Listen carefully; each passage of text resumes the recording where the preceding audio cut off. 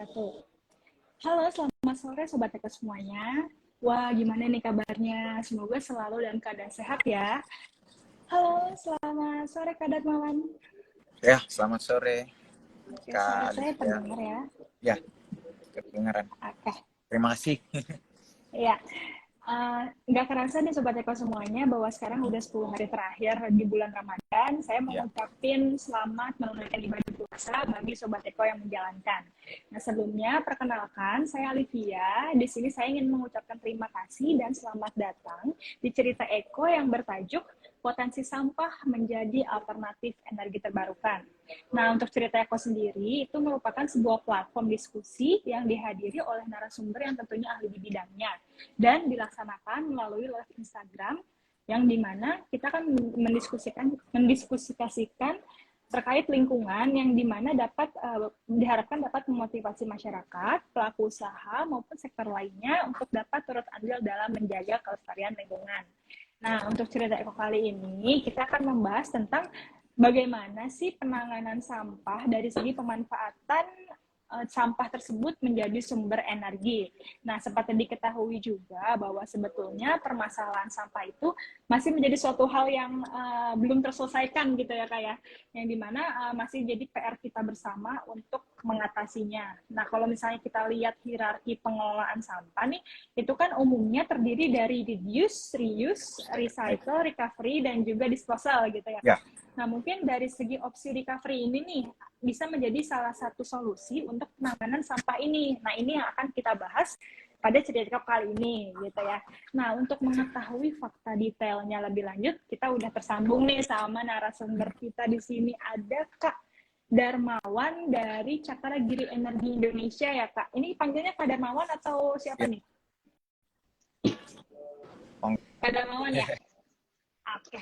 Ya, Ya. Kak Darmawan, tanpa berlama-lama langsung aja nih kita masuk ke topiknya ya. Tadi kan kita udah ngomongin permasalahan Ya. sampah gitu kan, bahwa sampah itu bisa jadi energi. Nah, sebelum ke situ mungkin Sobat Eko masih ada yang pengen tahu nih kalau misalnya kondisi saat ini atau kondisi ekstrim saat ini terkait permasalahan sampah ataupun terkait komposisi dan timbulan di Indonesia itu bagaimana sih Kak untuk sampah itu? Oke, suara saya kedengaran ya Kak ya. Terima kasih atas kesempatan yang diberikan kepada Cakra Energi Indonesia. Jadi gini, kalau mau dibilang sampah, kita tuh tiap hari itu kita menghasilkan sampah dari kegiatan kita, aktivitas kita sehari-hari. Kalau dilihat dari undang-undang tuh sampah itu kan merupakan sisa hasil kegiatan manusia ya, dari seluruh aktivitas kegiatan manusia. Kondisi permasalahan sampah di Indonesia ini sebenarnya tiap tahun tuh hampir sama. Yang meningkat itu jumlahnya, jumlah sampahnya. Setiap kita dengan adanya pertambahan jumlah penduduk, maka timbulan sampah atau jumlah sampah itu setiap tahun itu semakin meningkat seperti itu. Bahkan untuk data statistik Menteri Lingkungan Hidup dan Kehutanan tahun 2022 itu menyebutkan bahwa timbulan sampah khusus untuk Provinsi DKI Jakarta aja itu sudah mencapai 8.600 ton per hari. Itu lumayan besar loh. Kalau misalkan kita kalikan dengan 360 hari aja, bahwa sampah yang dihasilkan untuk DKI itu udah mencapai 3,2 juta ton per tahun. Itu baru DKI, belum yang di daerah-daerah lainnya seperti itu. Dan rata-rata sampah di Indonesia ini kan opsi landfill itu kan masih menjadi opsi yang andalan lah, intinya seperti itu. Dan itu semua tuh berakhir di TPA seperti itu, di landfill atau TPA seperti itu. Untuk kondisinya sih emang setiap tahun ya itu aja Pak, Kak. Tidak ada mengalami penurunan, meningkat seperti itu dari setiap tahunnya seperti itu. Kemudian untuk komposisi sampahnya sih pada dasarnya ya dipengaruhi oleh yang tadi saya udah bilang, bahwa dari jumlah penduduk, peningkatan jumlah penduduk, kehidupan sosial ekonomi, kemudian kebiasaan adat istiadat, dan iklim. Apalagi iklim di Indonesia itu kan bukan iklim tropis ya, seperti itu. Kemudian yang paling dominan ya, kalau untuk Indonesia itu paling dominan itu masih ditempati oleh sampah organik atau sampah-sampah sisa makanan. Itu kalau berdasarkan penelitian sebelumnya, bahwa sampah organik itu dia persentasenya itu mencapai 70% dari Total. total sampah yang masuk. Ya, jadi misalkan dari 100 kilo ya 60 atau 70 kilonya itu berasal dari sampah sisa makanan atau sampah organik. Kemudian diikuti oleh sampah sisa-sisanya seperti itu.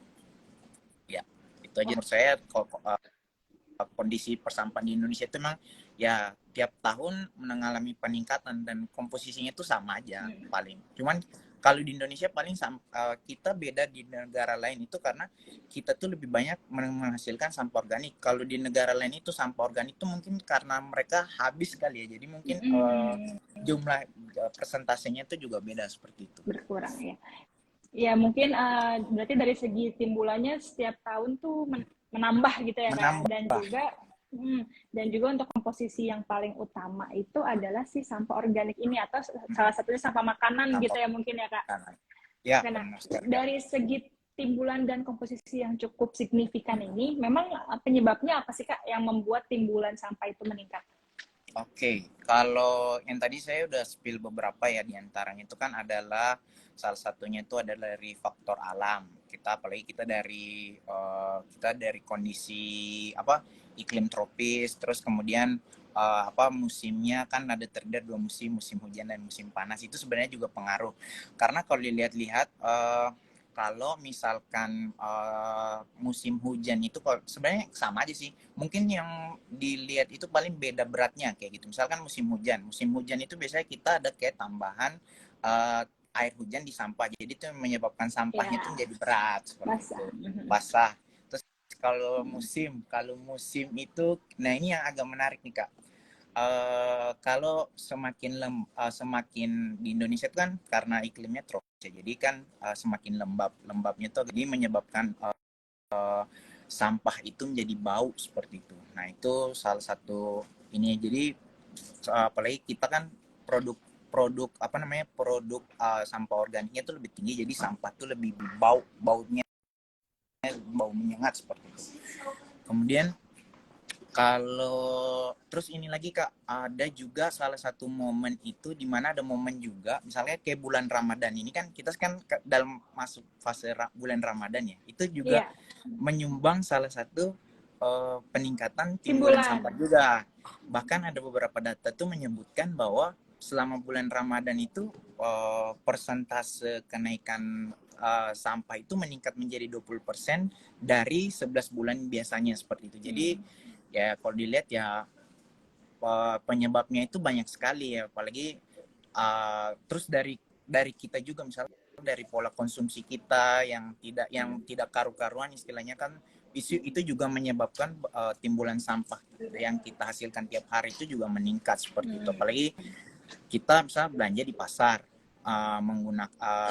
kita selalu menggunakan plastik sekali pakai. Nah itu kan kalau misalkan kita menggunakan plastik sekali pakai itu ya, kita menyumbang juga seperti itu, menyumbang sampah tiap hari juga seperti itu. Ya berarti memang sebenarnya ada dua faktor ya Kak ya, berarti ada alam dan juga buatan ataupun aktivitas manusia gitu ya. Berarti tadi yang dari alam, dari faktor cuaca yang dimana itu bisa mempengaruhi, apalagi sampah makanan mungkin ya Kak, kalau kena air kan itu cepet banget untuk menimbulkan bau ya kan, cepet busuk gitu ya. Kalau misalnya dari aktivitas manusia berarti kan dari kebiasaan ya, berarti dari kebiasaan manusia itu sendiri untuk menggunakan atau bijak dalam penggunaan plastik berarti ya kayak. Betul. Tadi kita udah ngomongin timbulan dan juga komposisi yang dimana meningkat. Tadi juga kita sebutin penyebabnya apa. Nah dari semua ini pasti akan ada dampak nih Kak, karena kan ini suatu pencemaran ya. Pencemaran lingkungan, berarti pasti akan ada dampaknya terhadap lingkungan gitu. Memang sebenarnya dampaknya itu apa sih Kak? Kalau dampak itu ya pertama kalau kita lihat kan kotor, yang menimbulkan kotor, bau itu apalagi kita di Indonesia ini kan karena sampah organiknya mendominasi, itu polusi udara, maksudnya polusi bau itu menjadi salah satu isu yang sangat penting, dan itu memang kita harus memikirkan halnya seperti itu. Kemudian apalagi kan kalau misalkan kita di iklim tropis itu kan proses pembentukan gas metana itu kan lebih cepat dari sampah, apalagi sampah organik itu berarti kan lebih cepat, sehingga membuat sampah itu menjadi bau. Kemudian ya itu lagi pencemaran lingkungan yang lainnya, misalkan kayak banjir juga kan, apalagi ya kita tahu lah di Indonesia ini kita buang sampah kalau nggak di tempat sampah paling di belakang rumah kita bakar, buang ke sungai kayak gitu-gitu. Itu juga menghambat, kalau kita bakar ya menyebabkan pencemaran udara. Kalau bayangkan aja kalau misalkan kita pembakaran sampah secara ilegal aja, itu kita tuh menyumbang polusi udara yang sangat banyak gitu Kak. Apalagi kemudian kalau kita buang ke sungai, bahkan ini kita buang sampah ke sungai, kita buang sampah ke sungai kan, air sungai itu kan pasti kan akan berakhir di laut ya, mengalir ke laut ya. Kemudian misalkan sampah plastik, kita tuh secara tidak langsung membuang sampah plastik ke laut juga secara langsung, dan itu kan menyebabkan kematian populasi untuk jenis-jenis ikan tertentu, biota air dan seperti itu.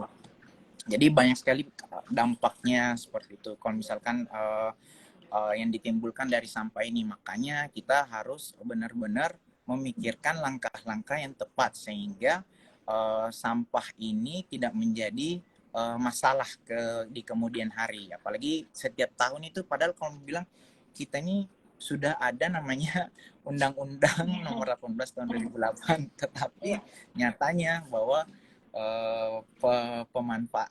penerapannya itu belum secara maksimal seperti itu.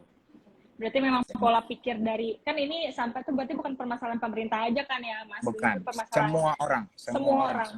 Karena kita semua menghasilkan. Iya, kita menghasilkan. Jadi kita harus bertanggung jawab gitu. Nah mungkin dari segi pola pikirnya ya, pola pikir atau kebiasaan setiap orang tuh harus diubah pelan-pelan. Gak mungkin bisa sekaligus ya Kak ya, mungkin kita harus pelan-pelan, mungkin dari segi belanja dulu tanpa plastik mungkin gitu ya, atau jadi pakai tips-tips secara pelan-pelan gitu ya Kak. Paling ya ini dari kita ya, kalau saya sarankan ya itu tadi, misalnya dari plastik ya gitu, menerapkan pola hidup 3R itu sebenarnya udah paling tepat lah ya. Kalau menurut saya, dari misalkan penggunaan plastik sekali pakai, kita bawa kantong belanja yang dari, nah itu udah salah satu cara yang paling minimal yang harus kita lakukan seperti itu. Iya, tadi nyambung nih ke pertanyaan selanjutnya nih Kak. Tadi kan dari hierarki pengolahan sampah ada reduce, reuse, recycle, recovery, sama disposal. Nah, pasti kan opsi reduce ini yang paling utama tetap ya Kak. Gimana caranya kita bisa mengurangi sampah supaya tidak harus berakhir di TPA, ataupun kita harus mengelolanya lagi setelah sampah itu dihasilkan. Kalau udah terlanjur kan susah gitu kan. Berarti memang sebetulnya upaya utama itu kita harus mengurangi ya. Berarti kita harus mereduce pengurangan.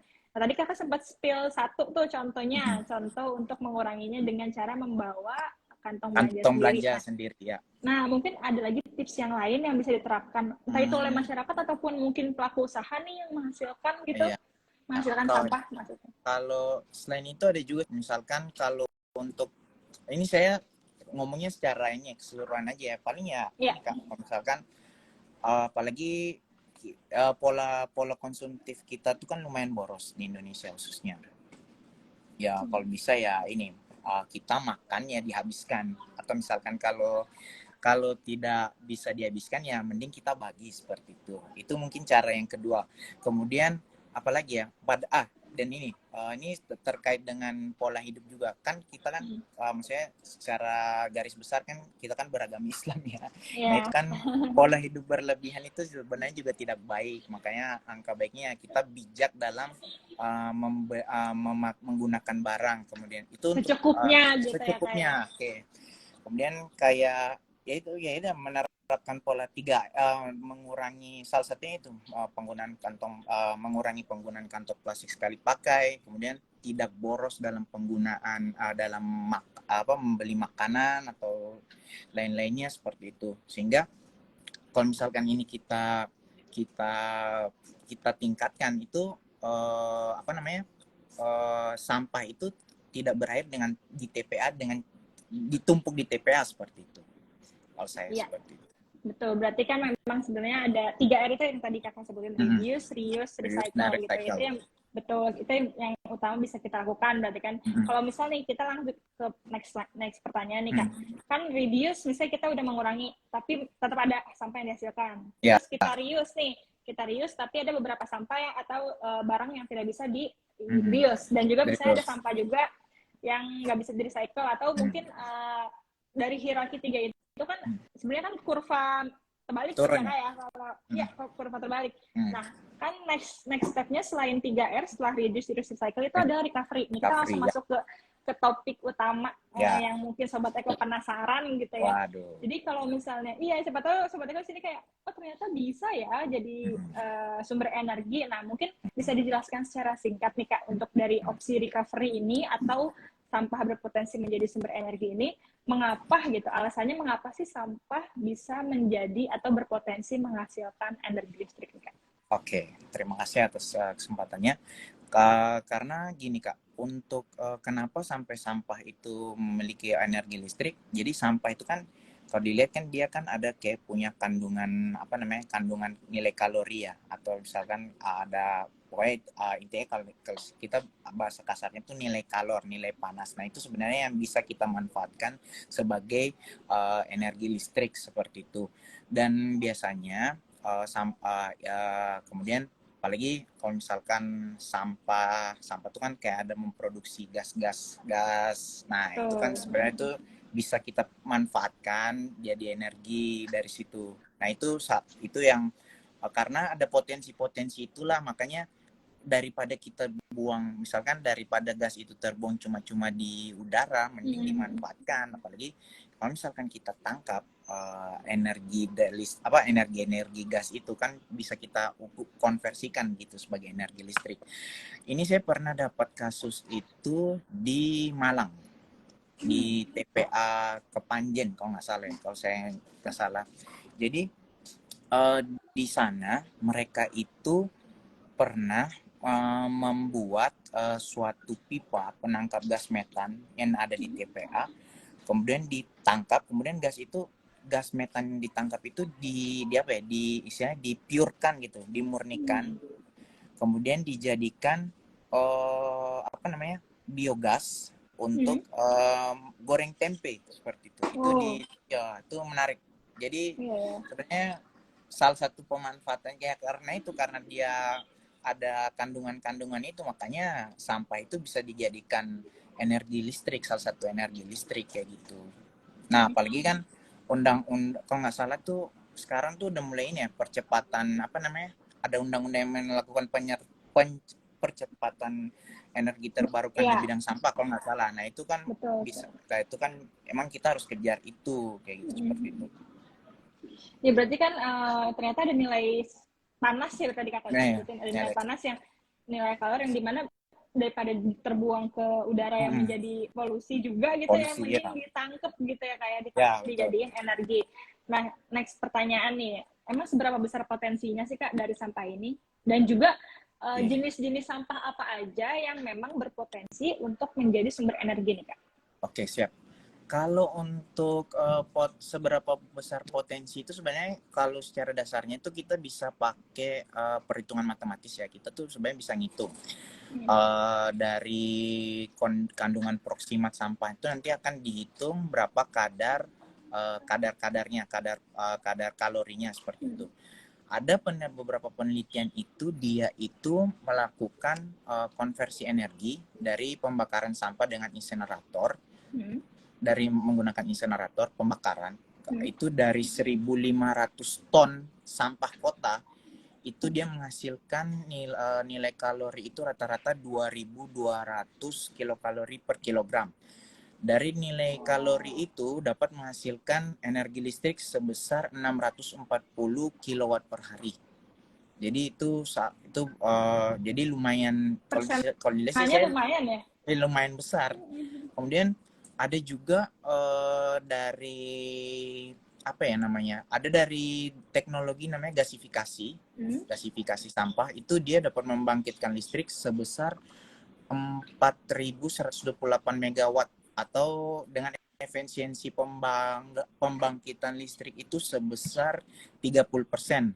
Dan itu kalau dilihat sih itu bisa menggantikan sumber energi listrik yang kita gunakan saat ini seperti itu.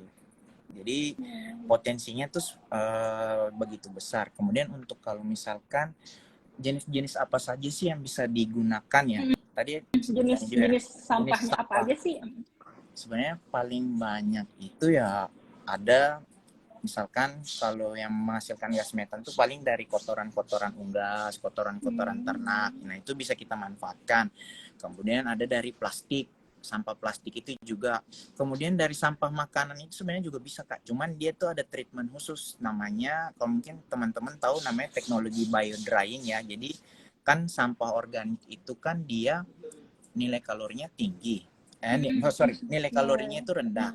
Makanya dia karena itu perlu dinaikkan nilai kalorinya dengan teknologi biodrying itu agar nilai kalorinya itu mencukupi sehingga nanti bisa dapat digunakan untuk kebutuhan energi pembangkit listrik tenaga sampah. Hal ini sudah dilakukan di PT Indosemen kalau nggak salah itu yang di daerah Citerep Nambuk seperti itu. Itu sudah dilakukan. Cuman untuk prosesnya itu mungkin saya tidak terlalu tahu yang lebih detail karena itu kan juga salah satu rahasia perusahaan Iya, biasanya. betul. Mereka tidak mungkin men-filter lebih lanjut, cuman konsep dasarnya itu seperti itu. Berarti kan memang sebenarnya potensinya tuh besar ya dari sampah ini. Ya, betul. Mungkin potensinya bergantung dari jenis sampahnya kali ya, Jenis Kak? sampahnya juga. Betul. Kalau biasanya sampah yang dengan nilai kalorinya tinggi itu menghasilkan juga energi Lebih listrik banyak. yang cukup, ya lebih banyak, cukup tinggi seperti itu. Berarti tadi kayak kotoran hewan, yang utama tuh kotoran hewan, tadi plastik ya, sama sampah Plastik, makanan. kotoran unggas, ya ada kotoran unggas, kotoran ternak seperti itu. Sama sisa makanan juga bisa. Jadi sebenarnya kalau dibilang sih semua sampah juga bisa sih sebenarnya. Kalau dilihat-lihat ya, cuman memang perlu treatment khusus untuk dijadikan supaya nilai kalorinya tuh tinggi seperti itu. Berarti ya tadi jenis-jenisnya itu cukup yang merupakan timbulannya tinggi nggak sih, Kak, di Indonesia? Ya, Yang tadi Kakak lumayan, sebutin kan? itu lumayan tinggi di Indonesia. Iya kan sering banget kita dengar masalah sampah tuh pasti plastik. Kalau enggak sampah makanan. Itu kan dua hal yang sering banget kita dengar nih bahwa ini jadi salah satu timbulan sampah yang tinggi. Nah, mungkin dengan adanya inisiasi atau recovery ini menjadi salah satu solusi juga ya, Kak, ya, untuk menguranginya. Mengurangi gitu. sampah. Tadi kan Kakak juga sebutin setiap jenis sampah itu memiliki teknologi yang berbeda-beda juga, ya kan, untuk treatmentnya. Nah, mungkin kalau secara umum aja nih, Kak, secara umum proses untuk kita sebutnya waste to energy berarti ya, Kak, ya? Sampah menjadi energi. Nah, itu proses secara umumnya aja deh, secara kasarnya itu bagaimana sih, Kak, proses waste to energy itu? Dari awal sampai jadi energi deh, secara umum aja. Oke, terima kasih. Kalau misalkan untuk proses secara umumnya itu yaitu pada dasarnya itu biasanya nanti ada namanya pembakaran sampah. Pembakaran sampah. Tapi kita tidak langsung bakar yang kayak kita bakar biasanya, cuman mungkin ada kayak kita masukkan sampah itu ke tempat khusus yang dengan nanti kita bakarnya itu dalam kondisi panas yang lebih tinggi. Kemudian nanti energi panas itu yang nanti kita akan manfaatkan atau kita ubah menjadi uap. Nah, nanti dari uap itu yang nanti kita akan istilahnya kita akan simpan, kemudian nanti baru dari atau kita kemudian dari simpan, kemudian nanti dari uap itu kita manfaatkan untuk untuk menggerakkan generator seperti itu. Nanti dari generator itu nanti akan menghasilkan energi listrik yang nantinya akan dialirkan ke rumah-rumah atau seperti itu. Nah, kalau yang tadi kan saya udah bilang, saya udah jelaskan ya bahwa kalau yang tadi contohnya di Malang itu mereka tangkap gasnya, kemudian mereka tangkap gasnya, kemudian mereka murnikan, kemudian mereka dari itu mereka alirkan ke isinya tungku-tungku, kemudian nanti baru bisa dinyalakan, kemudian menjadi energi. Didistribusikan gitu ya. Didistribusikan seperti itu. Berarti memang sebenarnya konsepnya tuh intinya kita nangkep si uapnya ya berarti ya, uapnya, dari hasil pembakaran. Gas-gasnya lah. Gas-gas yang memang dari sampah ini yang nilai kalorinya tinggi gitu ya berarti Kak. Dengan nilai kalori tinggi ditangkap yang dimana uap ini yang dijadikan buat sumber energi itu sumber gitu energi listrik ya. Untuk menggerakkan atau menyalakan listrik gitu. Ya, betul. Nah, kalau kita tahu tadi teknologinya kakak udah sebutin. Menurut kakak sendiri nih di Indonesia tuh kira-kira berpotensi nggak sih kak untuk bisa menerapkan waste to energy ini? Mengingatkan ini salah satu hal yang teknologi yang lumayan perlu dikaji mungkin ya kan dari segi sampahnya itu berbeda teknologinya. Nah mungkin kalau di Indonesia sendiri menurut kakak berpotensi nggak untuk bisa menerapkan waste to energy? Kalau dibilang berpotensi sih berpotensi ya, apalagi kalau dilihat kan kita sampah itu menggunung setiap hari. Jadi kalau dilihat ya stok bahan baku kita untuk menjadikan energi listrik itu bakal tidak habis seperti itu. Cuman yang paling ini ya mungkin perlu kajian lebih dalam karena gimana ya untuk menerapkan sampah untuk dijadikan sebagai energi ini perlu kajian yang lebih mendalam dan perlu analisa istilahnya gimana ya kan kita karena gini dia itu butuh modal yang sangat besar seperti itu. Untuk memprosesnya itu butuh teknologi yang sangat kompleks, butuh modal yang sangat besar. Nah, kira-kira Indonesia itu sanggup apa enggak? Kayak gitu loh, Kak. Nah, itu sebenarnya menjadi PR. Sebenarnya kalau dilihat dari data statistik ya BPS itu Indonesia itu kan sudah menjadi salah satu produsen sampah yang ke nomor berapa tuh di dunia setelah China kalau nggak salah. Jadi kalau dilihat dari sampah yang dihasilkan tiap hari ya kita tuh tidak akan kehabisan bahan baku sampah itu.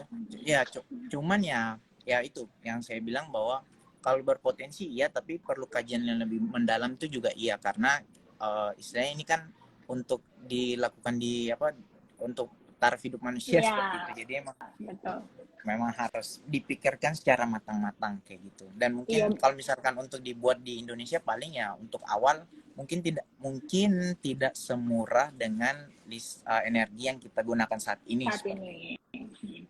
Ya, oke berarti memang jadi harus dikaji ya kayak supaya ini sebenarnya possible dari segala hal berarti kan dari segala hal kita kaji gitu. Kira-kira possible atau enggak di Indonesia.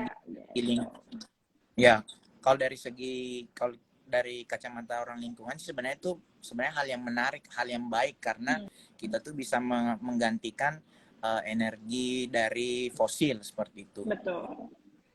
Ya, ini pertanyaan terakhir sekalian penutup nih. Kan ini kita temanya tentang renewable energy berarti ya, tapi dari sampah.